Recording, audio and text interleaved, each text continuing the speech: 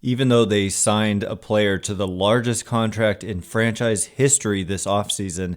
It's been a slow and quiet offseason for the Giants, and with spring training right around the corner, is it time to circle back on someone who was reportedly a very serious target early on?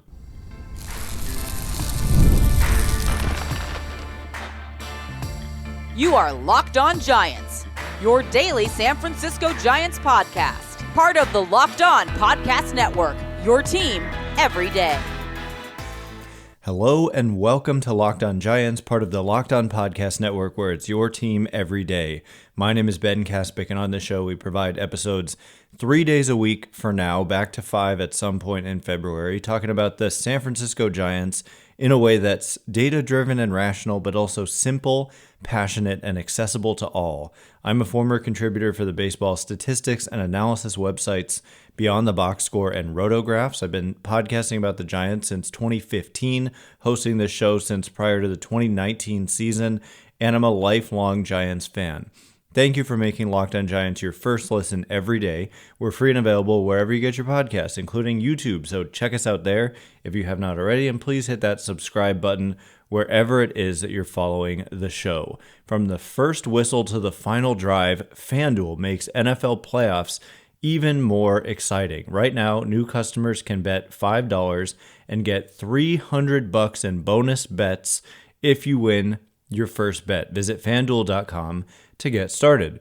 And where we get started is by discussing the fact that I wrote down the dates here. Pitchers and catchers report February 12th. So we're less than 20 days away from that. And the first full squad workout is February 17th. First spring training game is February 22nd. And then opening day is March 27th. So we're less than 2 months away from opening day. And so the offseason is winding down. And we know from many reports, Alex Pavlovich all over this, that they do not want to do what they did last year, which was do a bunch of signings basically in spring training. And so he wrote a piece that came out on January 22nd, and I want to discuss some of what he wrote. So this is, of course, via NBC Sports Bay Area. And one of the first topics that really stood out to me was basically the article was about entitled "What's Left on the Giants Offseason Needs List Ahead of Spring Training." And he mentions offense, starting pitching, and the bullpen. He just gets into them. And on the offensive side, I just found this one really interesting. What he wrote was that the best fit might ultimately be someone who was pursued in November. The Giants had strong interest in shortstop Ha-Seong Kim before signing Adames, and Fitzgerald's presence would allow Kim to take his time with rehab from shoulder surgery. If he's healthy early in the season, Fitzgerald's versatility, along with the fact that the Giants don't have an everyday DH, would allow them to add Kim to the mix pretty seamlessly, end quote. And so that's the first topic I want to get into. We've talked over and over about what do the Giants need to do, and it's not super obvious who the best fit is, especially when you look at the free agent market, because when we look at the free agent market, the best players have the qualifying offer attached to them. The best players remaining, Jurickson Profar, never really considered him an option at all, but he signed yesterday. So there was one of the top players left. He had a huge season in San Diego last year. After signing a 1-year, $1 million contract, he turns that into 3 years, $42 million. So good for him, I guess, although he hates Giants fans. That's another story. But Alex Bregman, qualifying offer attached to his free agency. And, Anthony Santander was out there, but signed, qualifying offer attached to his free agency. And Pete Alonso, who makes a lot of sense, but qualifying offer attached to his free agency. So guys who don't have the qualifying offer and are the top remaining players include Jack Flaherty, starting pitcher, we'll get to him, and Ha-Seong Kim. And really outside of that, Nick Pivetta has the qualifying offer tied to his free agency. So there's not a lot of great options. You look at maybe bench type pieces like Randall Grichuk, who the Giants have been tied to, but is Ha-Seong Kim that best fit if you're looking at the free agent market for position players? I think you have to consider the qualifying offer stuff because you would be giving up 2 additional draft picks.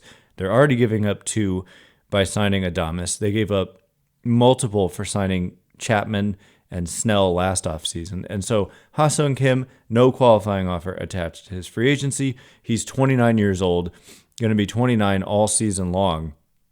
And I don't know if he's looking for a 1-year deal to rebuild value and then hit the market again or what, but I really like Ha-Seong Kim as a player. I've done a lot of crossovers with Javier Reyes from Locked On Padres and have talked on and on about how much I value Kim and how he would have fit this team for a number of years in the last few years largely because they've needed a shortstop, but now they have one in Adames, and so that makes the fit less obvious, but Kim has played second base. Like when the Padres acquired Xander Bogaerts, Kim played primarily second base in 2023. And in only 856 innings, which is far from a full season there, he racked up 10 defensive runs saved at the position. And in the previous year, in 150-ish innings, 5 defensive runs saved. So that's 15 defensive runs saved in 1,004 2/3 innings and 8 outs above average at that position. He's also played third very well in 590 innings, and he's played shortstop very well in 2,552 innings. So this is something that Buster Posey emphasized when he was introduced as president of baseball operations, and just in interviews, he's talked about pitching and defense. And so a guy like Ha-Seong Kim, even though he's most valuable, I think, as a shortstop, played exceptionally well at second. And you talk about utility guy and Fitzgerald. Well, how about Ha-Seong Kim as a utility guy? You don't want Matt Chapman having to play 162 games a year, right? And so, yes, you look at Casey Schmidt. We're going to actually later in this episode talk about young players who are relevant to the Giants in 2025, especially on the position player side. We know about all the young pitching, but what about Marco Luciano, Luis Matos, Wade Meckler is on this 40-man roster, and Casey Schmidt, guys like that. Where do you fit them in? Brett Wisely even would come into play there. So anyway, Kim, very, very good defensive player at premium positions. And second base is really weak right now in baseball. And so if he's your second baseman, well, first of all, it would give them a chance because Kim had shoulder surgery in, I don't know exactly when he had the shoulder surgery, but he's not going to be ready to start the season. And it would allow the Giants to play Tyler Fitzgerald at second base. And let's say he doesn't do well. Well, then you have a proven player coming back in Ha-Seong Kim. Let's say Fitzgerald played great. Then you have options. And Fitzgerald has the speed to play outfield. And it would, you don't have necessarily a long-term answer with Mike Yastrzemski. And so maybe you consider playing Fitzgerald in right or moving Elliot Ramos to right and playing Fitzgerald in left. Something like that. And guys get injured. And long-term, I'm just thinking, well, also DH. So that's one of the things is like Pavlovich mentioned. He said, along with the fact that the Giants don't have an everyday DH. And so it would allow them to rotate guys through. So you might be thinking first base. And the reason I didn't mention that initially there when I'm talking about where would you move a Tyler Fitzgerald is because a guy with speed like that who's capable of possibly playing above average defense at second and or the outfield, you don't want to take away their defensive value by putting them at the least valuable defensive position, which is first, or the very least valuable, it's not even defensive position, but DH. So that's, you want to save those spots for guys who don't defend other positions well. And not not really but like, however, I think I still like Ha-Seong Kim. It's not a perfect fit, but I really like the player enough that I would be thrilled if the Giants got him and just figured it out as they went. I think you can make it work, and guys get injured, guys underperform, stuff like that, and so that would give it a chance, and give it a chance to work. And also of note, he's best friends or very good friends with Jung-Hoo Lee, and so there's an appeal there. He also liked playing for Bob Melvin, and so I wouldn't be shocked at all if that ended up transpiring. And it wouldn't cost a fortune either. So coming up in just a minute, we will look at young players, young position players on the Giants and where they fit in besides Tyler Fitzgerald. So we'll get into that in just a second. And before we do, today's episode of Locked On Giants is brought to you in part by SelectQuote. In sports, having a winning strategy is everything. It's how the best teams make it to the Super Bowl, the World Series, and the Olympics. The same goes for life. Having a strategy like life insurance from SelectQuote can protect your financial legacy and keep your family's future secure. SelectQuote makes it easy to find the perfect life insurance policy. As one of America's leading insurance brokers with nearly 40 years of experience, they've helped over 2 million customers find $700 billion in coverage since 1985. What sets SelectQuote apart is their personal touch. Unlike other brokers that offer one-size-fits-all policies, their licensed agents tailor coverage to fit your unique needs. If you're in good health, you might even qualify for same-day coverage of up to $5 million, no medical exam required. And it's more affordable than you'd think. You can get up to $1 million in coverage for as little as $20 a month. Get the right life insurance for you for less at selectquote.com/lockedon. Go to selectquote.com/lockedon today to get started. That's selectquote.com/lockedon. SelectQuote. They shop, you save. All right, as promised, we are going to get into some young players. This is kind of tying into a lot of mailbag questions that I got from, I think now 2 weeks ago, these mailbag questions are from. But young players like Marco Luciano, Luis Matos, Wade Meckler even, and some out-of-options players we're going to get to later, like who either have to make the opening day roster or the Giants would have to trade or DFA them because they cannot just send them to the minors.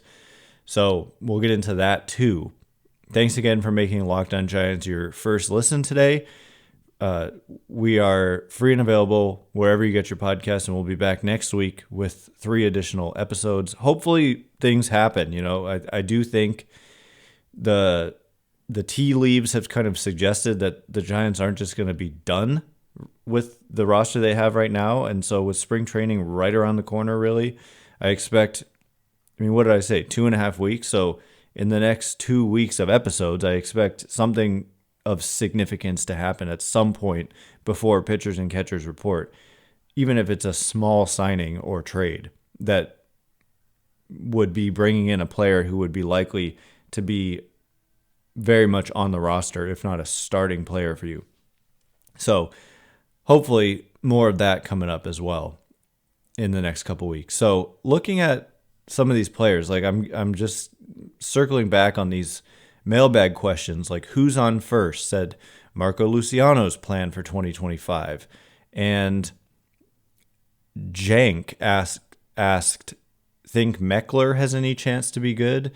And there are questions about from Mo about the odds of seeing Luciano playing a corner every day, and Hunter Bishop. I'm going to focus more on guys who are on the 40-man roster currently. Eric said best case scenario for Matos and Luciano. And SFG.visuals said David Villar outlook for next year.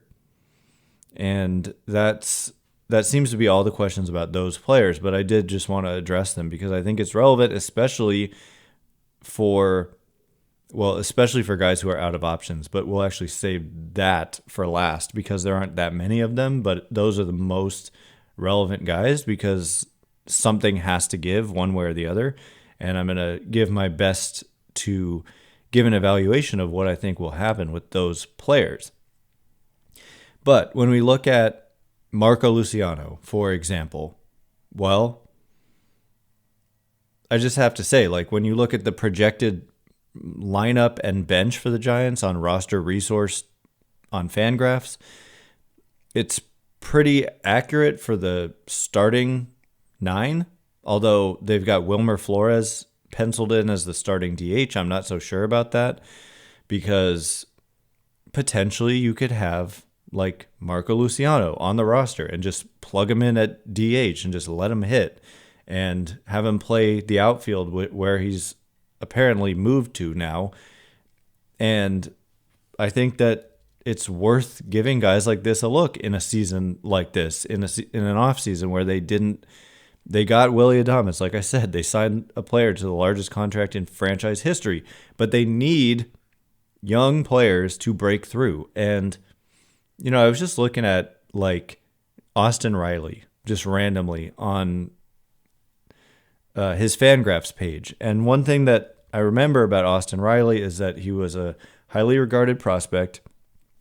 And in his first 2 seasons, he had a combined weighted runs created plus in about 503 plate appearances.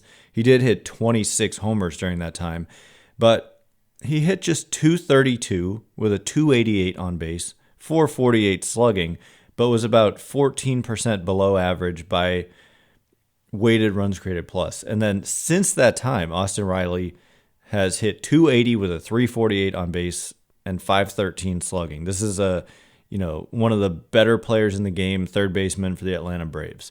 So you can go up and down throughout history and find young players failing for a couple of seasons, even more sometimes, before they break through. And so a guy like Luciano played last year at age 22. He's just 23 years old now. He turned 23 in September, and Austin Riley had his breakout in his age 24 season. So I'm just saying, you don't give up on players like this until you give them a sufficient look. So for Luciano, excuse me, I don't know what's going on with my voice today. He has only 126 Major League plate appearances. They haven't been great, but he hasn't had consistent playing time either. And one of the factors is in 2023, combined in the minor leagues, he only was about 6% above average, striking out 31% of the time. And in 2024, in AAA, he was roughly average for the league, didn't hit for much power at all, and struck out 27% of the time. And so these aren't necessarily encouraging indicators, and the shine has worn off on the quote-unquote prospect status of Marco Luciano, but he is someone who they need to find out what they have, especially in 2025, because in 2025, it's his last option year. And so I would imagine that it's definitely possible he breaks camp with the team and does well and never gets sent down, but it's more likely that at some point during the year, they use up a minor league option, sending him to the minors at some point. And that would mean that next year he would be out of options. And so this is kind of what happened with Elliot Ramos. Last year was his last option year. He had his season, and that was important because otherwise you'd be talking about, he'd be out of options and he'd have to make, if you haven't proven yourself by the time you're out of options, you end up getting traded or DFA'd or whatever. And that's kind of like what we saw with Joey Bart, just by way of example. So it's a big season in that regard for Marco Luciano. And I don't remember exactly what the question was. Best case scenario? I mean, best case scenario is always that they become awesome, right? And so scouts thought Luciano would be just a guy with huge power, potentially. And so, I don't know, best case scenario, he just hits and hits for power, becomes the Austin Riley of whatever position, not shortstop, because man, was that not pretty. But another question was Marco Luciano's plan for 2025. I guess it's to play outfield. and to just get opportunities as they come. And that could be on the opening day roster as maybe someone who initially like platoons with Mike Yastrzemski, or platoons at DH, or just plays DH. Just giving him playing time like they did with Elliot Ramos, and it led to, I don't know if it led to, but, and with Tyler Fitzgerald, just giving them playing time, and they had breakout seasons. I keep wanting to say led to them having a breakout season, but it's hard to know what came first or what caused what. So that's how I feel about Luciano, is that it's certainly a big season for him, and I'm not giving up on him, and I'd just like to see him play more in a season like the one they have coming up. I just think that it's now or never time for Luciano and for Luis Matos, who is in the same position options-wise, in that 2025, if he's sent down at some point, would be his last option year. And so he's got to prove himself or not. And the recent Fangraphs write-up gave Luis Matos the best chance to be a good player among these guys that I'm talking about here, like Luciano and Matos and Schmidt. And so what's crazy is that Matos ended up having such a bad season, even though he had that monster stretch where he was like the rookie of the month or player of the month, or I forget if it was of the week or whatever, but he was a monster for a little while, but he ended up being 40% below average offensively. So same kind of deal. I think there's openings, whether it's platooning with Yastrzemski, like I said, or playing DH. I think they can revolve guys through. You could have Ramos DH on a certain day and play Luciano or Matos in the outfield, whatever. Just giving guys chances. And for Matos, I mean, there's encouraging signs when you look at, he's played significantly more than Luciano in the major leagues, 409 plate appearances, and his strikeout rate is just 13.9%. So it's just the quality of the contact hasn't been great or good even. And also he's not done well defensively. We're talking too much time in center field, -9 defensive runs saved there in just 594 innings, -6 outs above average. Not great in left either, and okay in right in a small sample. But, what's his position? It's got to be outfield, but it's got to be a corner too. So anyway, I think both of those guys should play a good amount this upcoming season, just for for the health of the franchise. If either of them, let alone both of them, that would be a dream, broke through, that would be huge. They need things like that to happen for them to turn the corner and be highly competitive. And so it's big for both of them. So coming up in just a minute, we'll get to Wade Meckler, and then a couple players who are out of options who also fall into this same category, and what I think is going to happen with them. So we'll talk about all of that coming up in just a second. And before we do, today's episode of Locked On Giants is brought to you in part by FanDuel.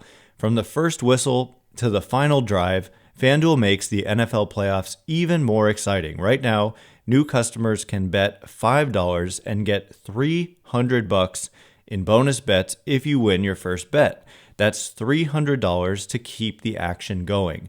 The FanDuel app is easy to navigate, and the variety of bets keeps every game exciting. Plus, when you win, you get paid instantly.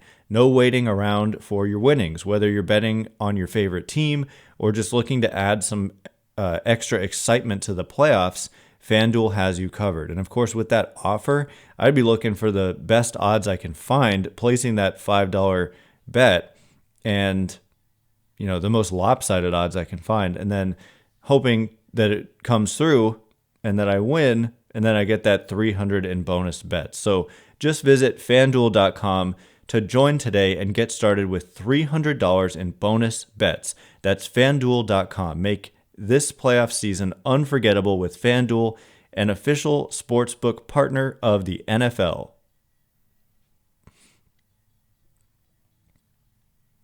All right, here we go. We're going to get into Wade Meckler, someone who we haven't heard from in a while, and maybe we'll look at Hunter Bishop for a hot second, former first rounder under the Farhan Zaidi regime, and we'll also get into these out of options players. Thanks again for making Locked On Giants your first listen today.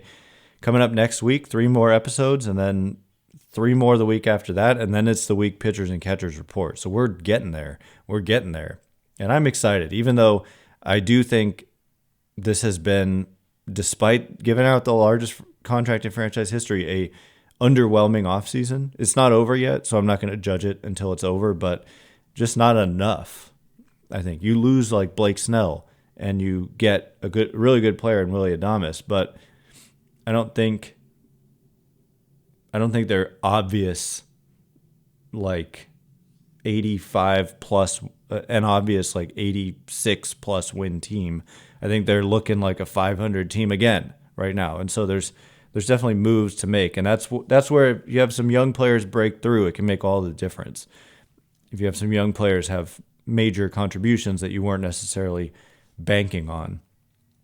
So Wade Meckler is like the reason it's really significant to talk about guys who are on the 40-man roster, because actually Wade Meckler is in the same situation in that it is his final option year and he's already on the 40-man.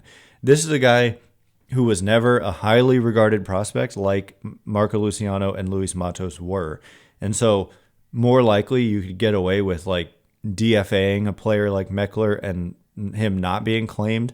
Whereas if you DFA'd like Luciano or Meckler, or Matos, somebody would for sure claim them at this point. But Meckler too, I mean, just looking at the numbers, he did well in AAA, AA, high A, low A. Like he played at every level. And in the complex league last season, I think he was coming back from injuries, but combined in the minor leagues last year, he hit 280, 366 on base, 423 slugging, strikeout rate just 15.9%, walk rate 11.7%. The Steamer projections have him as an average offensive player.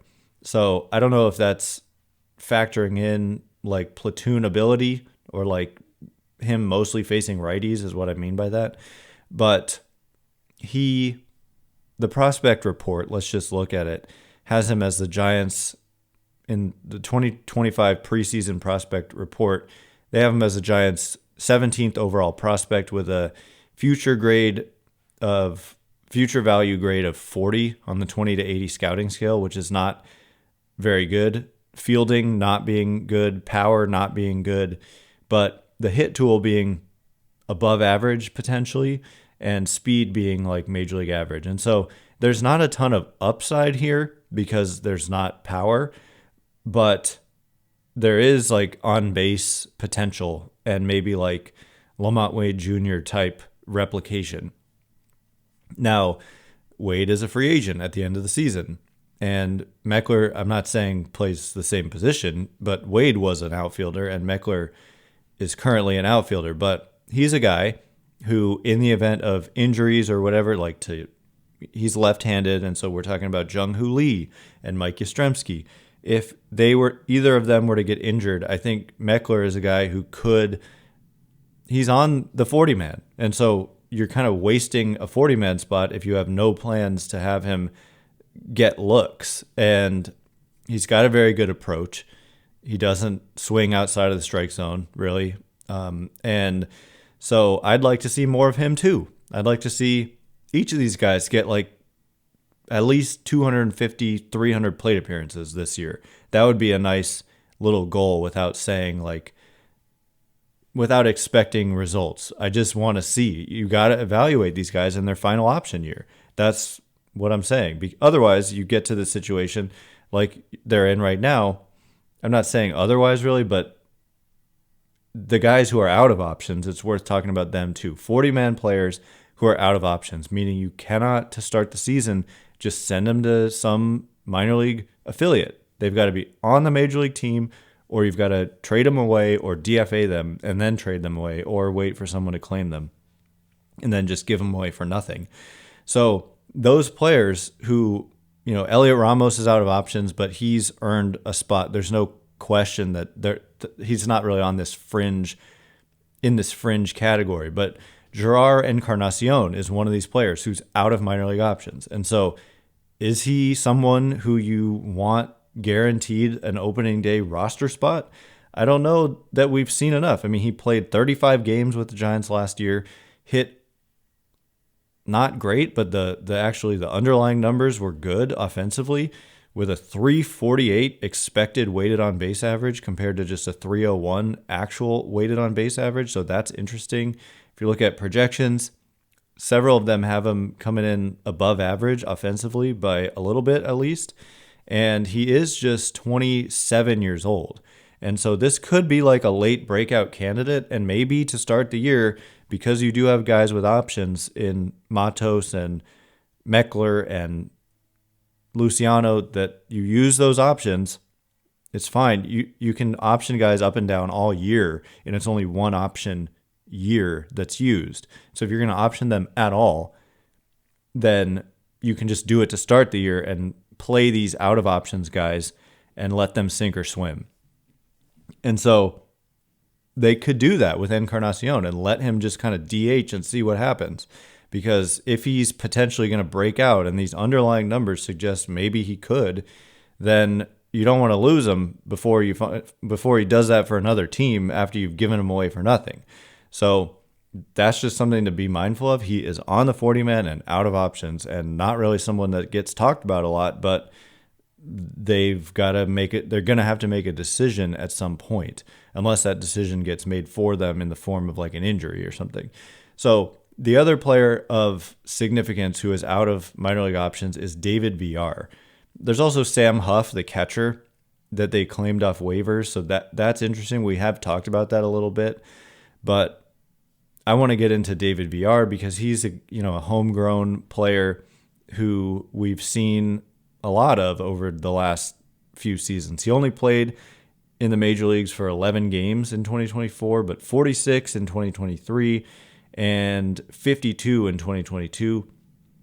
Kind of had a breakout season in 2022 and was given the quote-unquote incumbency going into 2023. Famously, they didn't start him on opening day, even though they said he was the incumbent, which was annoying to pretty much everyone. But, in his career, we're talking 200 average, 288 on base, 400 slugging. That's some good power. That's a 200 isolated power. Defensively, it hasn't always been pretty, although the numbers actually say otherwise. Outs above average at third base, +3 in 333 innings. Defensive runs saved, +5. Hasn't been pretty at second base. And then at third base, he's completely blocked by Matt Chapman. And so he's someone I probably think is the most likely to not make the opening day roster, and therefore, a DFA candidate or a trade candidate. Maybe a trade candidate, because some team may want to take a shot on him, given he has had some success at the major league level. The defense has played at third base. The Giants don't have an opening at third base. So some team that's not a contender may just want to take a flyer on him, and he could be part of a trade. So we didn't get into Casey Schmidt. I believe Schmidt has multiple options remaining. Nope, just one. So the same deal. I need Schmidt to get a couple hundred plate appearances this year to really find out what they have in him. All these guys with one option left, that's the case. So it's the same for Meckler, Luciano, and Matos. It applies to Schmidt too. Anyway, that is all the time we have for today. Thanks again for making Locked On Giants your first listen today. For your second listen, find Locked On MLB. Baseball guru Sully brings a daily blend of humor and baseball, keeping you updated on every rumor and story throughout the offseason. Find Locked On MLB on YouTube or wherever you listen to podcasts. Once again, my name is Ben Kaspick. Check me out on Twitter or X at Ben Kaspick, Kaspick. If you like this show, please consider rating it or leaving a review. It helps me out a lot, so thank you in advance, and thanks to everyone who's done so already. Can't wait to be with you again next week. Thanks again for listening today. Have a great weekend. You are now Locked On Giants.